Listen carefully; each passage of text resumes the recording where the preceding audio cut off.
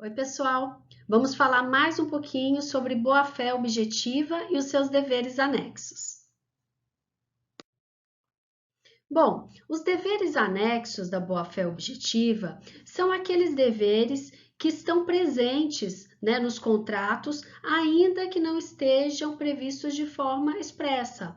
São aqueles deveres inerentes a qualquer negócio jurídico, justamente porque decorrem da boa-fé, que é um princípio, basilar de qualquer negócio jurídico. Então, nós temos aí, entre esses deveres anexos, o dever de respeito, informação, agir conforme a confiança depositada, lealdade, probidade, colaboração ou cooperação entre as partes e agir conforme a razoabilidade, equidade e boa razão. Então vejam que são qualidades que decorrem da boa-fé, da ética, do que se espera da outra parte contratante em qualquer negócio jurídico. Então, eu não preciso ter uma cláusula expressa, prevendo esses deveres, porque eles fazem parte, do negócio.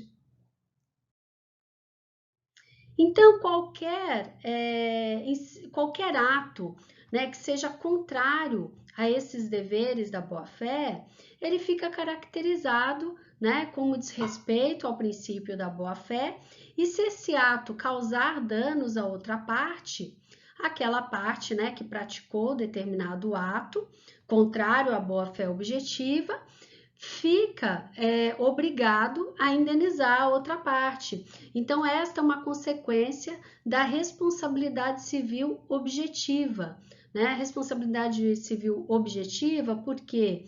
Porque aquele que pratica o ato em desobediência aí ao princípio da boa-fé objetiva e causar dano a outra pessoa, basta que fique configurado a prática desse ato e o dano causado, que a parte ficará obrigada a indenizar, independente da demonstração de culpa, se ela agiu com culpa ou não. Então, o que vai se verificar aí é realmente a prática do ato, se esse ato se mostra contrário aos deveres anexos da boa-fé objetiva e se aquilo causou, violou direito, causou dano ao outro contratante. Então, basta que se demonstre isso, para que nós tenhamos aí a obrigação de reparação, obrigação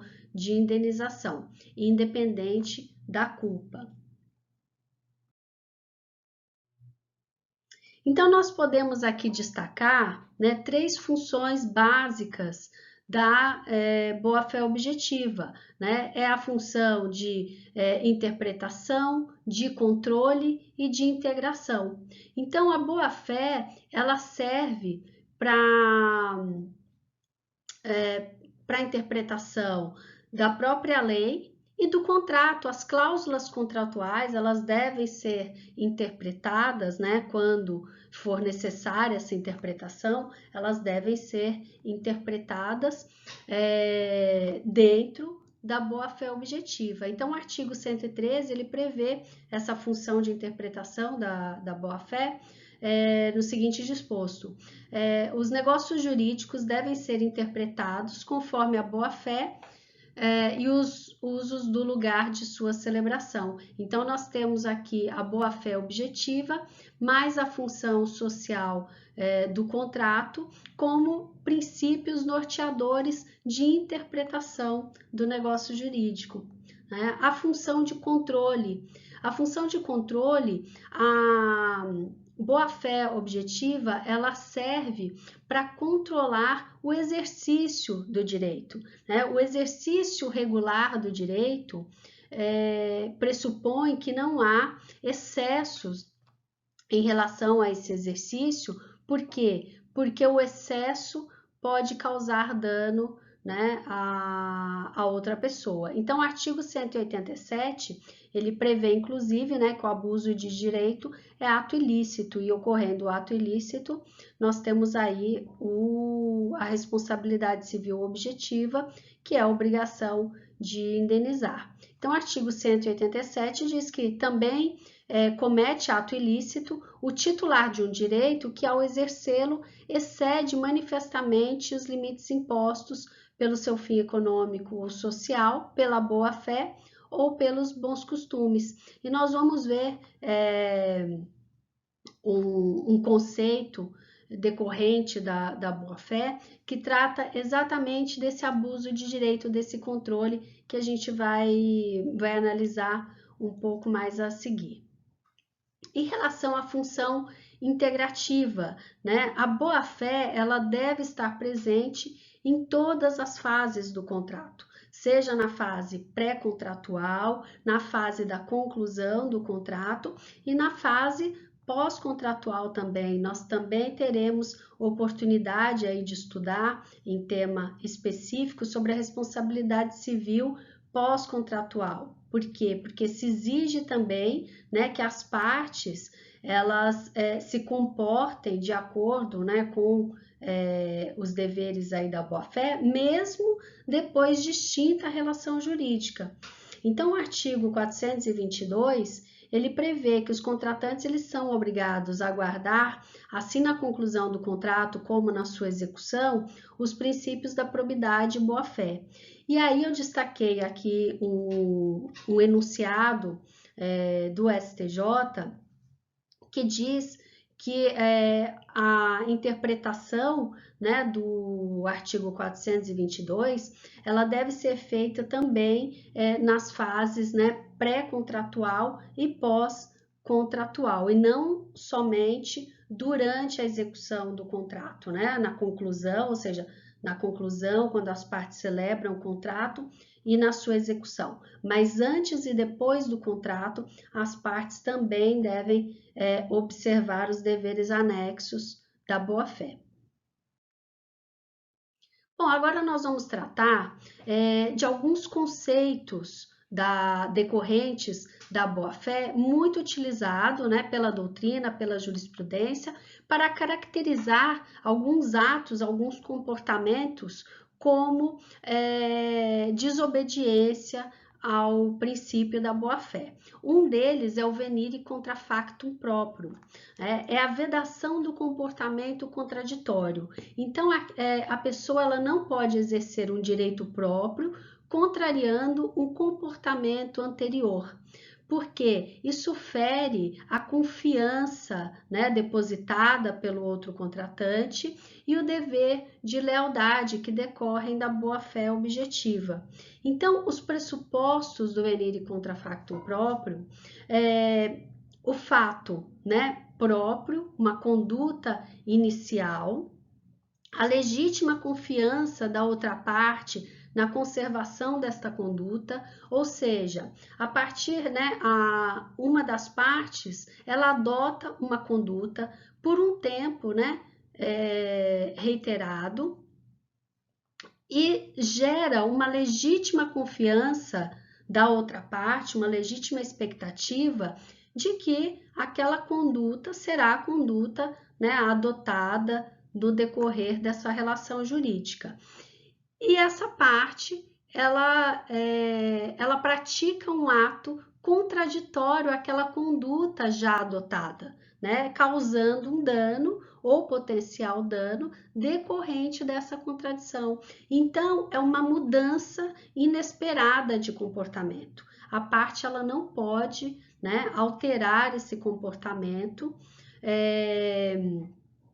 violando aí a confiança, o dever de lealdade, né, que ela gerou, né, a expectativa que ela gerou com aquela conduta anteriormente adotada. Nós temos também a suppressio e a surretio.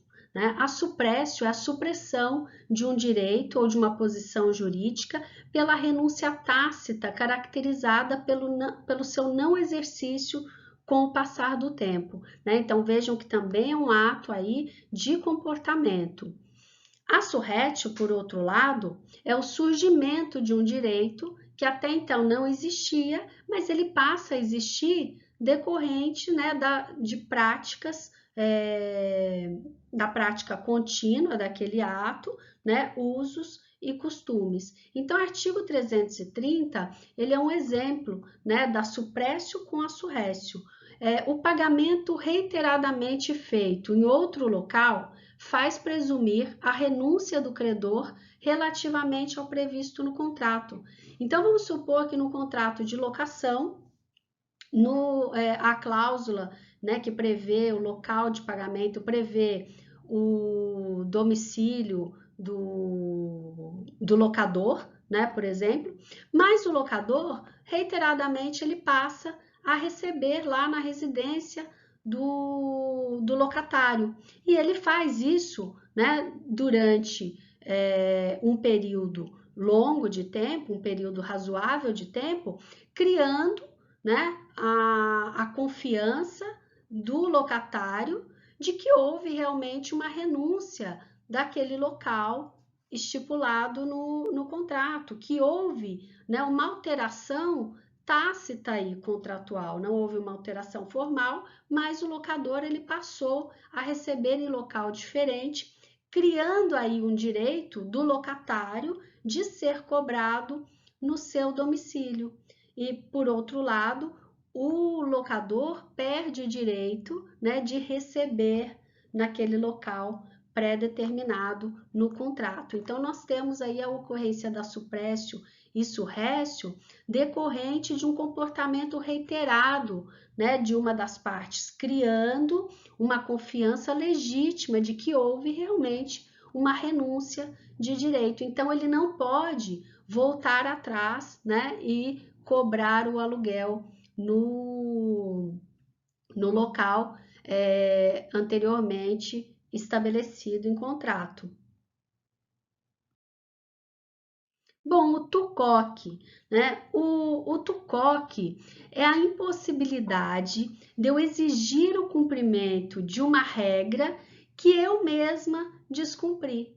Então, aquele sujeito, né, que descumpre determinada regra não pode exigir da outra o seu cumprimento. Vejam o artigo 180 do Código Civil, que diz: o menor entre 16 e 18 anos, ou seja, né, o relativamente incapaz, para eximir-se de uma obrigação, invocar a sua idade se dolosamente a ocultou quando inquirido pela outra parte ou se no ato de obrigar-se declarou-se maior. Ou seja, aquele entre 16 e 18 anos, ele não pode alegar a nulidade, né, de um contrato em função de ser menor de idade, sendo que no momento em que ele foi celebrar aquele negócio jurídico, ele declarou que era maior de idade. Ou seja, ele não pode invocar uma lei que ele próprio descumpriu. Então, esse é o TUCOC, né? Também decorre da boa-fé objetiva, claro, né? É o dever aí de lealdade, de colaboração, né? De falar a verdade, de transparência. Então, o artigo 180 é uma manifestação do TUCOC. O Duty to Mitigate the Loss. Essa é também um dever anexo da boa-fé que o Brasil incorporou, né, do direito inglês, do common law, incorporou e aqui no Brasil é tratado como um dever anexo da boa-fé objetiva, porque também decorre do dever de colaboração, né, de lealdade. O Duty to Mitigate the Loss é o dever que tem o credor de mitigar o próprio prejuízo. Então, ele deve agir como se razoavelmente agiria para evitar um prejuízo, sob pena de não ser indenizado por esses danos que ele poderia, com a prática de atos com uma diligência normal, né, minimizar o impacto do inadimplemento do devedor.